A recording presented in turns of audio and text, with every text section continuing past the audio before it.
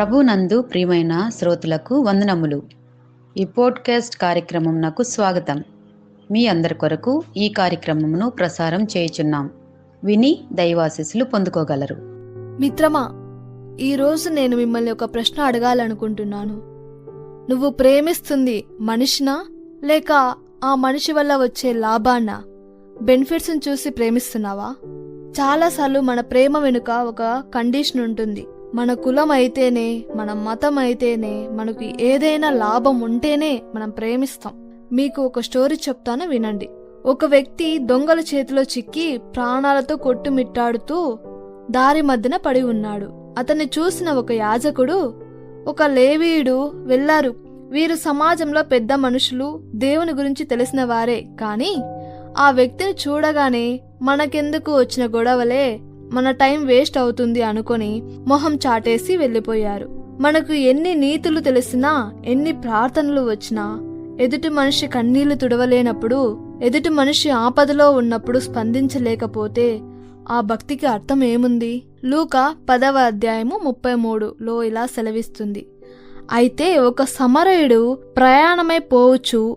అతను పడియున్న చోటుకు వచ్చి అతనిని చూచి అతని మీద జాలిపడి దగ్గరకు పోయి నూనెయు ద్రాక్షారసంను పోసి అతని గాయములను కట్టి తన వాహనం మీద ఎక్కించి ఒక పూటకూల వాని ఇంటికి తీసుకొని పోయి అతన్ని పరామర్శించెను.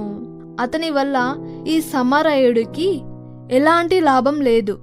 పైగా తన టైం, మనీ ఖర్చయ్యాయి. అయినా సరే అతను వెనుకాడలేదు. ఎందుకంటే అక్కడ అతనికి కనిపించింది శత్రువు కాదు, ఒక మనిషి. మిత్రమా, ఈరోజు మన పొరుగువారు అంటే కేవలం మన పక్కింట్లో ఉండేవారే కాదు, మన సహాయం కోసం ఎదురు చూసేవారు. ప్రతి ఒక్కరూ మన పొరుగువారే.